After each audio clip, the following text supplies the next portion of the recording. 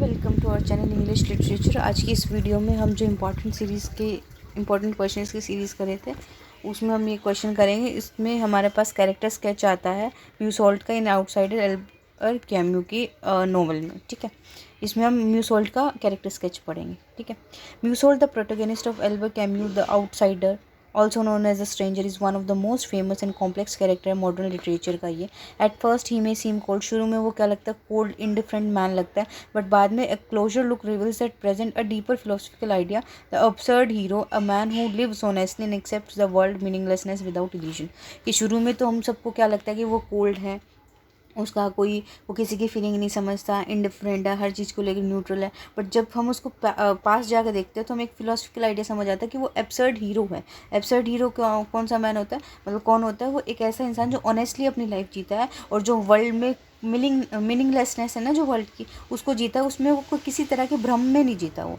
This character sketch explore Meursault's personality को ये दिखा रहा है, बिहेवियर को दिखा रहा है, बिलीव्स को दिखा रहा है, and his journey through out the novel, और उसकी जर्नी जो उसने करी थी पूरे नॉवल के दौरान वो दिखा रहा है। It also highlights how Camus uses Meursault to express his philosophy of absurdism and existentialism. और ये क्या हाईलाइट करता है कि कैसे ने कैम्यू ने यूज़ किया म्यूसोल्ट को अपनी फिलोसफी एब्सर्डिज्म और एग्जिस्टेंशलिज्म की फिलोसफी दिखाने के लिए। Two critical comments in the quotation ये सब दे रखे हैं। अब म्यूसोल्ट्स इमोशनल डिटैचमेंट और इंडिफरेंस की, वो सबसे इमोशनली डिटैच था और इंडिफरेंट था। One of the Meursault's most striking traits in is emotional detachment from the very beginning. शुरुआत से ही shows little feeling about events that the most people consider important. उसको उन बाकी लोगों की लाइफ में जो इवेंट्स बहुत इंपॉर्टेंट होते थे उसके लिए बहुत लिटिल फीलिंग रखते थे या ना के बराबर फीलिंग रखते थे। For example at his mother funeral, उसकी माँ की डेथ के टाइम म्यूसोल्ट डज नॉट क्राई और एक्सप्रेस सैडनेस। उस ना ही तो वो रोया, ना ही उसने सैडनेस को एक्सप्रेस किया। Instead he notice is physical sensation like the heat, sun and the brightness around him. और उसने अपने आसपास क्या देखा, हीट देखी, ठीक है, ब्राइटनेस देखी अपने आसपास, ये देखा। उसने क्या कहा, मदर डाई टुडे और may be yesterday, I don't know. उसने क्या कहा कि माँ आज मर गई या कल मरी, मुझे नहीं पता। This opening line it self shows his indifference. और ये ओपनिंग लाइन क्या दिखा रही है, कितना वो इंडिफरेंट है चीज़ों को लेके, मतलब उसके प्रति मन में कुछ भी इमोशंस नहीं है। He speaks of his mother's death, वो अपनी माँ की डेथ की बात कर रहा है विद अ कैजुअल टोन, एक नॉर्मल टोन के साथ। दैट शॉक्स द रीडर, जो रीडर को शॉक करता है। His lack of conventional emotion, conventional जो हर इंसान में होते हैं, मतलब नॉर्मली हम हंसते हैं, रोते हैं, दुख करते हैं, वो सब चीज़ें दिखा रहा है। वो उसमें इमोशंस है ही नहीं। वो a man who does not follow social norms about grief and feeling, और उसके मन में कोई सोसाइटी के नॉर्म्स नहीं है, कोई दुख नहीं है, कोई फीलिंग नहीं है उसके मन में। Meursault indifference continues throughout the novel, और म्यूसोल्ट का ये इनडिफरेंस है ये पूरे नोवेल में चलता रहा। उसको कहीं भी फीलिंग नहीं थी, अपनी माँ की डेथ पे नहीं आती, मैरी के साथ रह के उसको कोई फीलिंग नहीं आती, बाद में वो किसी इंसान को मार देता है उस अरब को, तब भी उसको कोई फीलिंग नहीं आती। When his girlfriend Marie asked if he loves her, जब उसकी गर्लफ्रेंड मैरी ने उससे पूछा कि क्या वो उसे प्यार करता है, he answer honestly but without passion. उसने आंसर ऑनेस्टली किया लेकिन उसमें कोई पैशन नहीं था, मतलब वो इतना टाइम ठीक है साथ है तो एक फीलिंग्स जो होती है वो भी नहीं थी। उसने कहा it did not mean anything but I said it because I did not want to lie.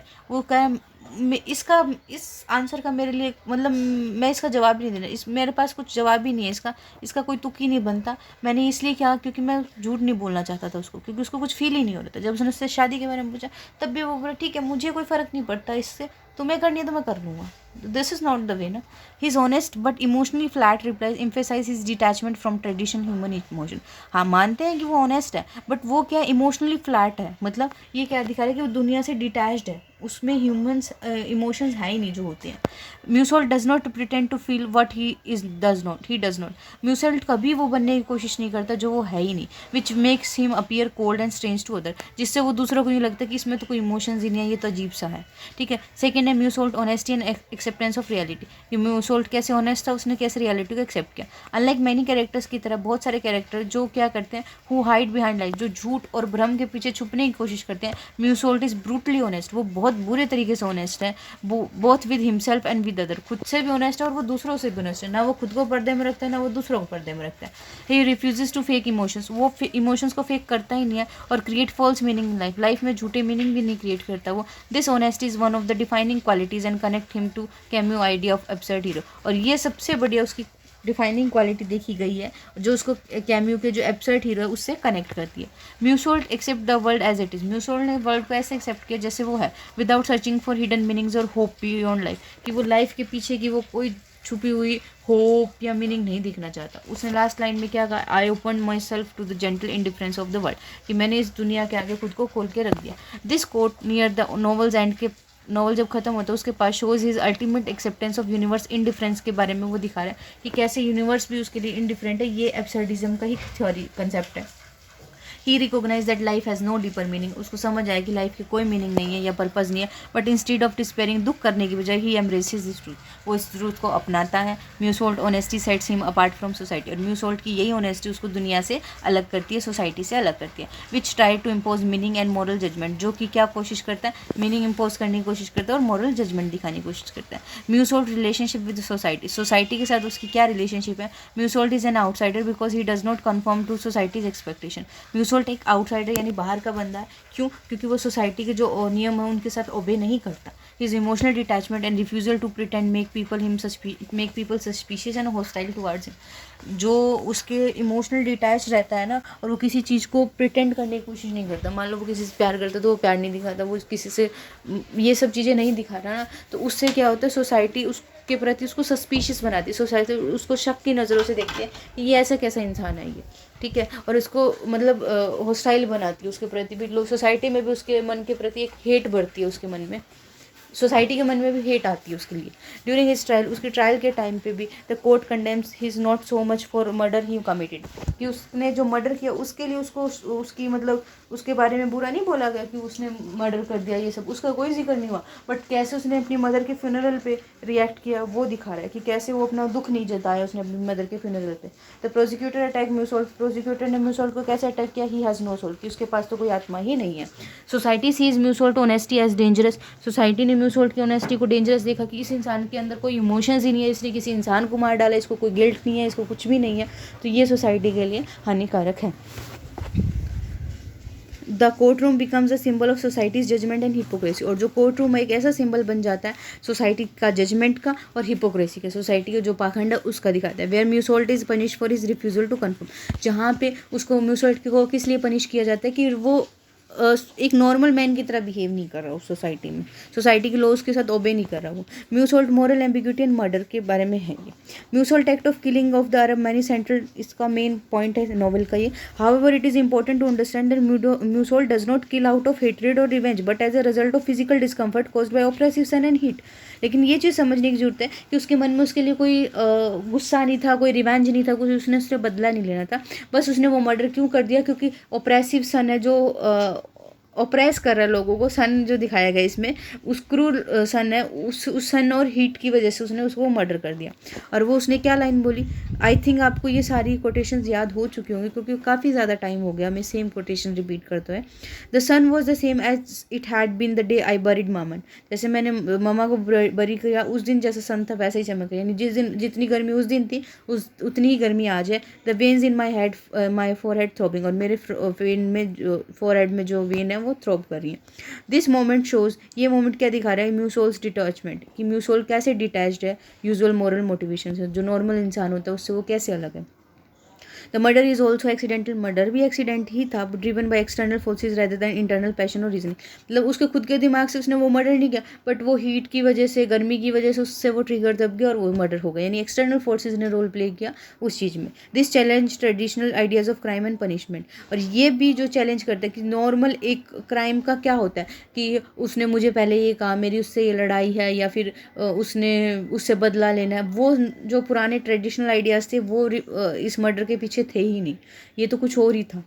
म्यूसोल्ट confrontation with death and existential freedom, Meursault ने कैसे कन्फ्रंट किया डेथ को, after being sentence to death, जब उसके पास ये आ गया कि इसको फांसी की सज़ा होगी। म्यूसोल्ट रिफ्लेक्ट डीपली ऑन लाइफ, म्यूसोल्ट ने लाइफ के बारे में सोचा काफ़ी, डेथ के बारे में और एब्सर्ड के बारे में। He refuse to see comfort in religion और फॉल्स होप, उसने लेकिन इस चीज़ के लिए मना कर दिया कि वो कंफर्ट देखेगा किस चीज़ में, कोई झूठी उम्मीद में या फिर किसी धर्म में। Instead he accept the inevitability of death, और उसने क्या एक्सेप्ट किया कि डेथ तो आनी ही आनी है, चाहे आ जाए, चाहे कल आए या कब आए, वो कोई फ़र्क नहीं पड़ता क्या तरीके से आए, बट डेथ तो आएगी। And the meaninglessness of existence, और एग्जिस्टेंस का क्या मतलब है उसने ये दिया। इन फाइनल लाइन्स में Meursault experience moment of clarity, final last के मोमेंट्स में उसको क्लैरिटी आ गई खुद के बारे में.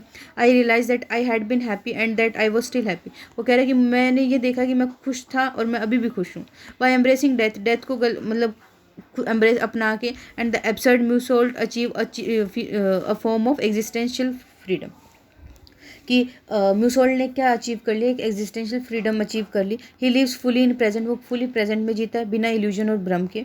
ठीक है. This acceptance make him an absurd hero. और ये जो एक्सेप्ट करता है ना उसको एक हीरो बनाता है, एब्सर्ड हीरो बनाता है. Someone who faces life and death honestly without escape. और एक ऐसा पर्सन जो डेथ को ऑनेस्टली अपनाता है बिना वहाँ उस चीज़ से भागे, एस्केप करे. जर्मेन ब्री राइट क्या कहते हैं, Meursault indifferent and detach nature is not weakness but a profound confrontation with reality.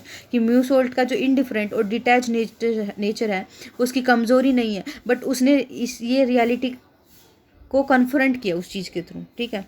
He bond is कैम्यूज absurd hero. उसमें वो कैम्यू का एब्सर्ड हीरो है. Who live authentically in a meaningless world. जो एक meaningless world है, जिस दुनिया का कोई मतलब नहीं है, उसमें ऑथेंटिकली अपनी मर्जी से वो जी रहा है बिना किसी दबाव के. This comment explain how Meursault emotional detachment should not be seen as coldness. और इस चीज़ से ये पता चलता है कि म्यूसोल्ट की जो कोल्ड डिटैचमेंट, उसको कोल्डनेस की तरह ना देखा जाए बट एक फिलोसफिकल की तरह देखा जाए जो ऑनेस्टी और करेज को दिखा रही है.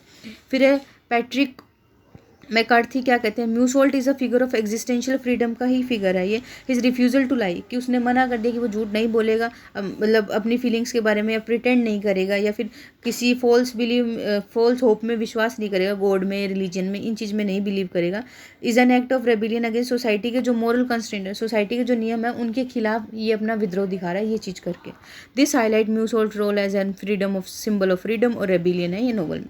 कंक्लूजन के Meursault in the outsider is a unique character who challenge करेगा ट्रेडिशनल आइडियाज अबाउट इमोशन के साथ, मोरालिटी के साथ और मीनिंग के साथ. His emotional detachment and honesty set him apart from others. उसकी जो वो इमोशनल डिटैचमेंट और ऑनेस्टी थी ना, वही उसको दूसरों से अलग बनाती है. Make him an outsider in his own society. उसकी खुद की सोसाइटी में उसको आउटसाइडर बनाती है. His crime is not driven by passion. उसका क्राइम पैशन से ड्रिवन नहीं था. ऐसा नहीं है कि उसने उससे बदला लेना था या उसको उस पर गुस्सा आ रखा था, बट बाय एब्सर्ड सर्कमस्टांसेस. लेकिन कुछ ऐसे एब्सर्ड अजीब से सर्कमस्टांसेस क्रिएट हुए जिस वजह से उसने वो कर दिया. Emphasizing the novels theme of life irrationality. ये क्या दिखा रहा है कि लाइफ कितनी इरेशनल, कितनी बेतुकी है, कोई मतलब ही नहीं है, मीनिंगलेस है चीज़ें जी.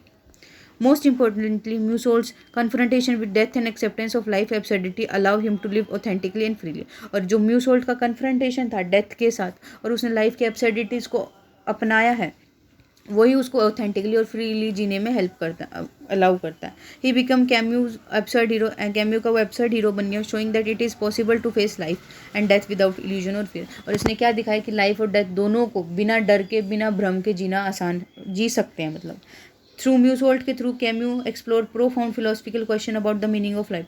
इसके म्यूसोल्ट के थ्रू कैम्यू ने बहुत सारी चीज़ें एक्सप्लोर करी कि कैसे लाइफ का क्या मीनिंग है, द नेचर ऑफ ट्रूथ, सच्चाई का क्या नेचर है, freedom that comes with accepting the absurd.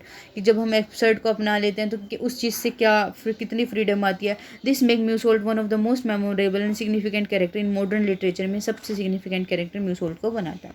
फिर हमारा नेक्स्ट आता है character sketch of Marie Cardona in the outsider by Camus. Albert Camus का ये नेक्स्ट आता है. इसमें ये उसकी गर्लफ्रेंड थी Marie Cardona. Marie Cardona is a minor character yet significant character है in Albert Camus outsider the stranger में. She is an Meursault's girlfriend, Meursault की गर्लफ्रेंड थी, and play an important role in highlighting Meursault emotional detachment and his unique outlook on life. कि उसने ये देखा कि ये जो है मैरी कॉर्डोना, ये म्यूसोल्ट का हमें इमोशनल डिटैचमेंट वाला फेस दिखा रही है. ठीक है, आउटलुक दे रही है उस चीज़ का.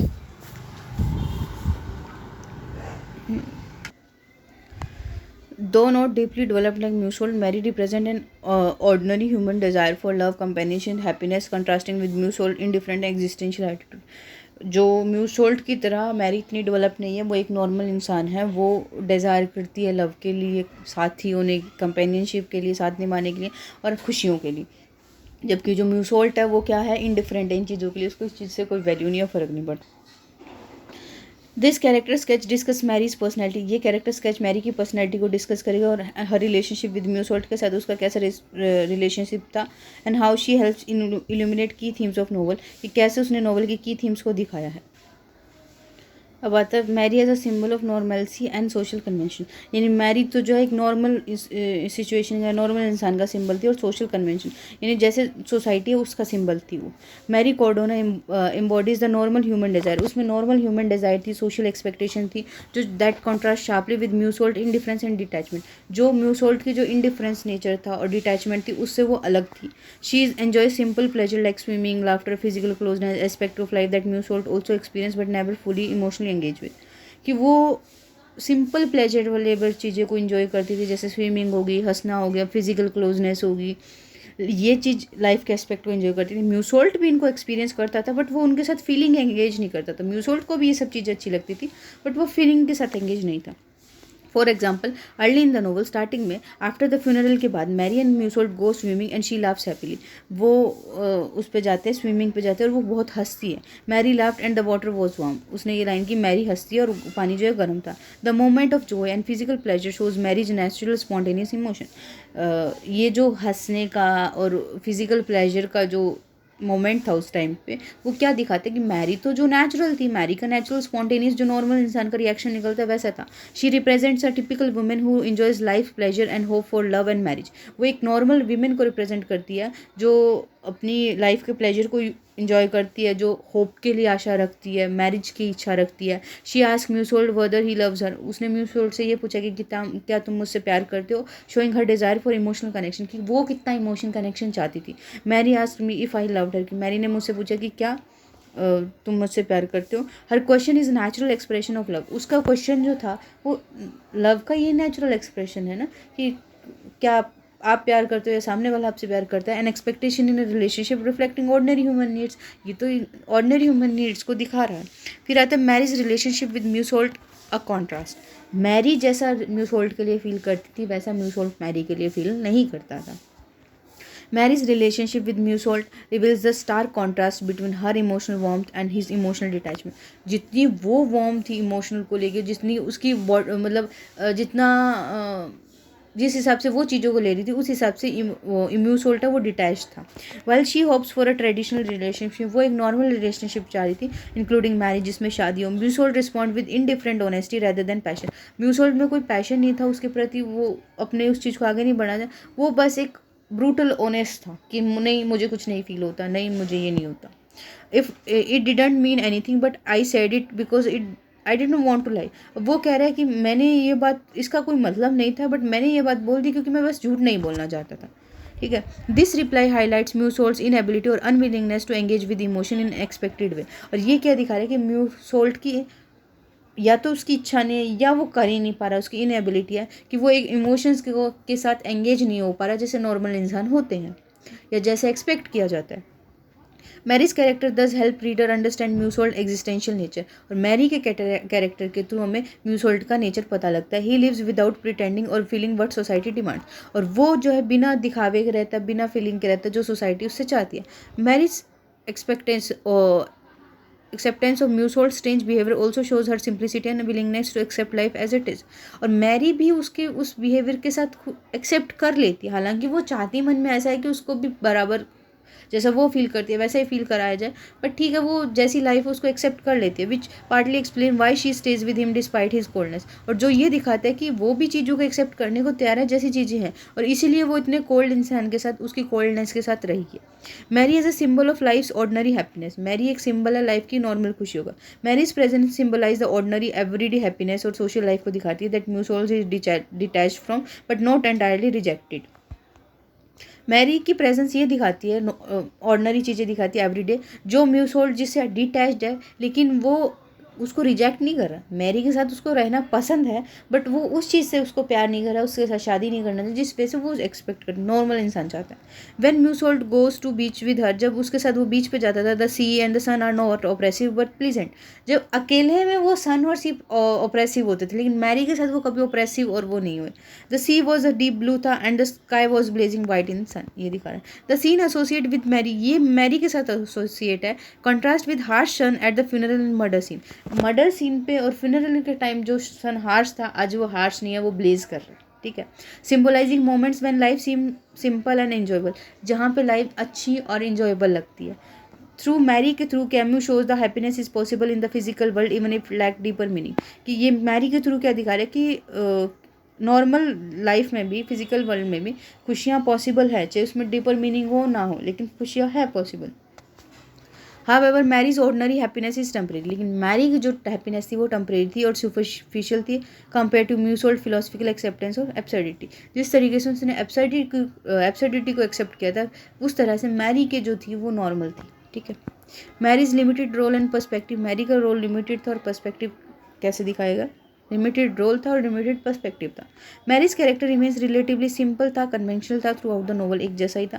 She does not question life meaning on death like Meursault does, वो ऐसे क्वेश्चन नहीं करती थी लाइफ का क्या मतलब है, डेथ का क्या मतलब है। ये शी वॉन्ट्स मैरिज, वो एक शादी चाहती थी, इमोशनल सिक्योरिटी चाहती थी, रिफ्लेक्टिंग ये ट्रेडिशनल वैल्यूज को जो शो कर रहा है। Her limited role emphasis that Meursault's isolation and difference from others, कि उसका लिमिटेड रोल क्या दिखा रहा था कि म्यूसोल्ड अकेला था और वो दूसरों से कट के रहता था। She appears more as the background character, वो एक बैकग्राउंड कैरेक्टर की ज़्यादा तरह दिखती है, हु रिफ्लेक्ट जो सोसाइटी के नॉर्म्स को दिखाते हैं, highlighting how Meursault is an outsider even in his personal relationship में भी वो कैसे आउटसाइडर है, ये मैरी के थ्रू हमें पता लगता है।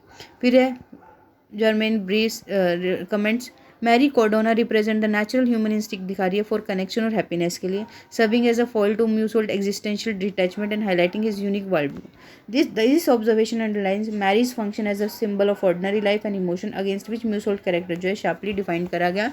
और मैरी का कैरेक्टर क्या, नॉर्मल लाइफ, नॉर्मल इंसान सोसाइटी को रिप्रेजेंट कर रही है। नॉर्मल सोसाइटी ऐसी होती, म्यूसोल्ड उनसे अलग था, म्यूसोल्ड उससे डिटैच होकर रखता था। उससे क्या पता चलता है, म्यूसोल्ड अपने पर्सनल रिलेशनशिप में भी क्या था, आउटसाइडर था। पैट्रिक मैकर्थी क्या है, notes that Marie character simple था बट क्रूशियल इंपॉर्टेंट था। She reminds reader of what Meursault rejects और फेल टू एंगेज विद, वो ये दिखाते हैं म्यूसोल्ड ने किस चीज़ में वो एंगेज हुआ और उस म्यूसोल्ड ने क्या चीज़ रिजेक्ट करी, क्या चीज़ उस एंगेज थे। The conventional emotion have hopes that society values. McCarthy comments point to the Marie's role as minor दिखा रहा है, रिफ्लेक्टिंग सोसाइटी के एक्सपेक्टेशंस को दिखा रहा है और म्यूसोल्ड के एलाइनेशन को दिखा रहा है। कंक्लूजन क्या है, Marie Cardona in the outsider is a simple था बट एक मीनिंगफुल कैरेक्टर था, who represent ordinary human desires को दिखाता है, जो लव, हैप्पीनेस और सोशल एक्सेप्टेंस के लिए काम करती है। Her emotional warmth and hope for marriage contrast sharply with Meursault emotional indifference. वो क्या चाहती थी, वो वार्मथ चाहती थी, वो लव चाहती थी, वो मैरिज चाहती थी, लेकिन म्यूसोल्ड जो था वो इंडिफरेंट था इन चीज़ों को लेके भी। And philosophical acceptance of life absurdity, और म्यूसोल्ड का क्या दिखा रहा है कि वो लाइफ की एब्सर्डिटी को एक्सेप्ट कर लेता है। थ्रू मैरी के through Camus highlights the Meursault unique nature as an outsider. उसने क्या दिखाया कि म्यूसोल्ड जो एक आउटसाइडर की तरह काम करता है, who neither pretend not truly participate in social norms, ना ही तो वो दिखावा करता है ना ही वो ट्रूली पार्टिसिपेट करता है। चलो दिखावा ना करे, पार्टिसिपेट कर ले, बट वो पार्टिसिपेट भी नहीं करता। Marie's character add depth to the novel by providing a human, Marie का कैरेक्टर क्या करता है, डेप्थ ऐड करता है नोवेल में, एक ह्यूमन इमोशनल पर्सपेक्टिव ऐड करती है दैट क्लैरिफाइज म्यूसोल्ड एग्जिस्टेंशियल डिटैचमेंट को दिखाती है। मतलब अगर हम मैरी का और हम म्यूसोल्ट का कैरेक्टर को एक साथ रखें तो हमें फ़र्क समझ आएगा कि मैरी उस चीज़ में बनना चाहती थी, पसंद वो सब चीज़ें प्लेजर वगैरह सब उसको भी पसंद था, म्यूसोल्ट को भी, बट वो उस चीज़ में एंगेज नहीं होना चाहता था। जब उसने शादी के लिए कहा, कहता था ठीक है मैं कर लूँगा अगर तुम चाहती हो तो, मुझे तो कोई फ़र्क नहीं पड़ता इस चीज़ से। ये कोई बात थोड़ी हुई। Marie's role has also shown the tension between ordinary human life के बीच टेंशन दिखा रहा है एंड द एब्सर्डिट फिलोसफी दिखा रहा है कैम्यू ने एक्सप्लोर करनी चाहिए। She symbolise the natural human longing दिखा रहा है मीनिंग के लिए एंड कनेक्शन। वो क्या सिम्बोलाइज करिए कि नेचुरल क्रेविंग्स होती है ना हर इंसान को, एक की लाइफ में उसका कोई मीनिंग हो, कोई कनेक्शन हो, कोई एक रिलेशनशिप हो, जिसको म्यूसोल्ड ने कॉन्साइसली रिफ्यूज़ कर दिया। अपना दिमाग दिखा के उसने पूरे होशोबाज में उस चीज़ को रिफ्यूज़ कर दिया। इन दिस वे, इस तरीके से मैरी कोडोना इज़ एसेंशियल है to understanding the novel exploration of absurdities को समझने के लिए, एलिनेशन को समझने के लिए और ह्यूमन कंडीशंस को समझने के लिए। हर कैरेक्टर स्मॉल हो सकता है साइज में बट लार्ज है symbolic importance in the outsider. ठीक है, और इसके बाद हम करेंगे significance of the title outsider का। Thank you.